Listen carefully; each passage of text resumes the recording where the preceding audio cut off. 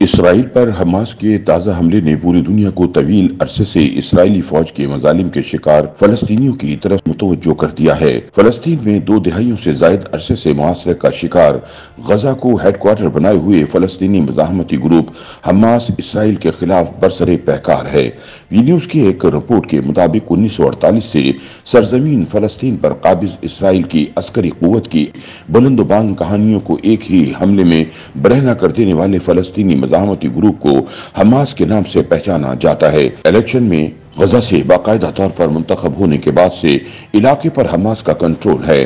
خیال رہے کہ 365 مربع کلومیٹر رقبے پر مشتمل غزہ ساحلی علاقہ ہے جہاں 20 لاکھ سے زائد لوگ مقیم ہیں۔ ان افراد کو 2 دہائیوں سے زائد عرصے سے اسرائیل کے محاصرے کا سامنا ہے۔ 2007 سے غزہ میں سیاسی اور انتظامی قوت کے طور پر موجود حماس نے اسرائیل کے مسلسل حملوں اور فلسطینیوں کے قتل عام کے جواب میں 7 اکتوبر کو غیر معمولی کارروائی کی ہے، جس میں اسرائیل کے زیر قبضہ علاقے کے اندر زمینی اور فضائی راستے سے داخل ہو کر فوج اور دیگر اہداف کو نشانہ بنایا ہے۔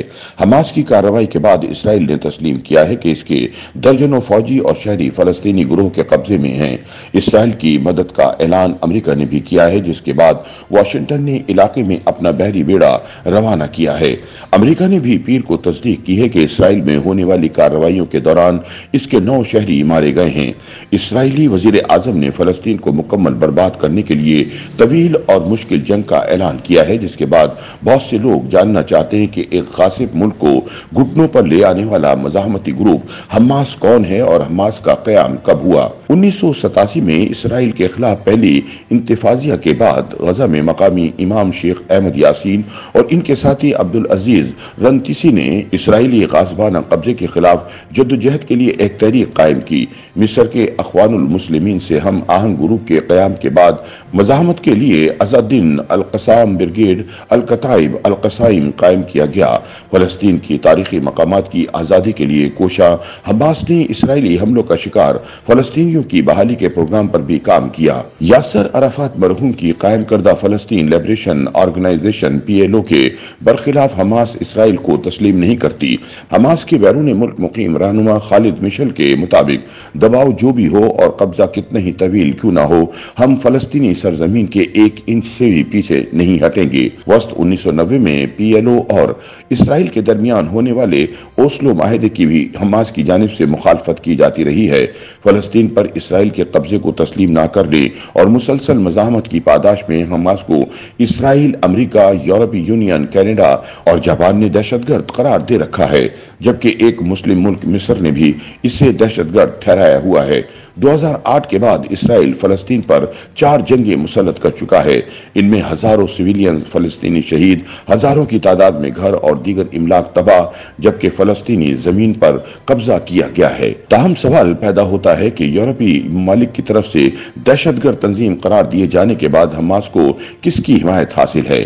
مبصرین کے مطابق حماس کو امریکہ اور اسرائیل مخالف ایک علاقائی اتحاد کی بھی حمایت حاصل ہے، جس میں ایران، شام، لبنان گروپ، حزب اللہ شامل ہیں۔ حماس اور علاقے کے دوسرے بڑے جہادی گروپ اسلامی جہاد کی جانب سے اکثر و بیشتر اسرائیل کے خلاف مشترکہ کارروائیاں کی جاتی ہیں۔ دونوں اس جوائنٹ آپریشن روم کے بھی بڑے ممبرز ہیں، جو دیگر مزاحمتی گروپ کے ساتھ مل کر فلسطین کی آزادی کے لیے کام کر رہے ہیں۔ سوال یہ بھی پیدا ہوتا ہے کہ حماس کی طرف سے حالیہ حملہ کیوں کیا گیا؟ حماس کے ترجمان خالد القدومی کے مطابق فلسطینیوں کے خلاف کئی دہائیوں سے جاری اسرائیلی کارروائی کے خلاف ہفتے کو حملہ کیا گیا ہے۔ انہوں نے کہا کہ ہم چاہتے ہیں کہ عالمی برادری غزہ میں فلسطینیوں کے خلاف جاری مظالم کو رکوائے۔ ہمارے مقدس مقامات بشمول مسجد اقصی کے خلاف کارروائیاں رکوائی جائیں۔ یہاں وہ اسباب بھی ہیں جن کی بنیاد پر حالیہ کارروائی کی گئی۔ ہفتے کے حملے کو ابتدا قرار دیتے ہوئے حماس نے دیگر مزاحمتی قوتوں کو بھی کارروائی کا حصہ بننے کی اپیل کی ہے۔ حماس کے رہنما اسماعیل ہینا نے پاکستانیوں سمیت دیگر اقوام سے بھی اسرائیلی مظالم کے خلاف فلسطینیوں کا ساتھ دینے کی اپیل کی ہے۔ حماس کے سینئر ترجمان اسامہ حمدان کے مطابق وہ اسرائیل کے سول مکینوں کو نشانہ نہیں بنا رہے۔ مقبوضہ فلسطینی علاقے پر قبضے کے بعد گھر بنانے والے ان کے اس لیے ہدف ہے کہ یہ لوگ غیر قانونی طور پر ان کی املاک پر قابض ہیں۔ ان کا कहना है कि आपको सिविलियंस और जबरदस्ती बसाए गए इसराइलियों में फर्क करना चाहिए। आबादकार फलस्तीनियों पर हमला करते और जारहियत के मुर्तकिब होते हैं। हमास के तर्जुमान के मुताबिक हम जानबूझकर सिविलियंस को निशाना नहीं बनाते। आबादकार इस वक्त इसराइल की मुसल्लह अफवाज के हिस्से के तौर पर ऑपरेट कर रहे हैं, वो सिविलियन नहीं हैं। YouTube पर गूगली न्यूज देखने के लिए youtube.com की सर्च बार में गूगली न्यूज टीवी टाइप करें। गूगली न्यूज के पेज पर सुर्ख रंग के सब्सक्रिप्शन वाले बटन पर क्लिक करना ना भूलिए। YouTube पेज पर अपलोड होने वाली वीडियोस से बाखबर रहने के लिए बेल आइकन पर क्लिक कीजिए। आपको हर नई वीडियो के बारे में नोटिफिकेशन मौसूल हो जाएगा।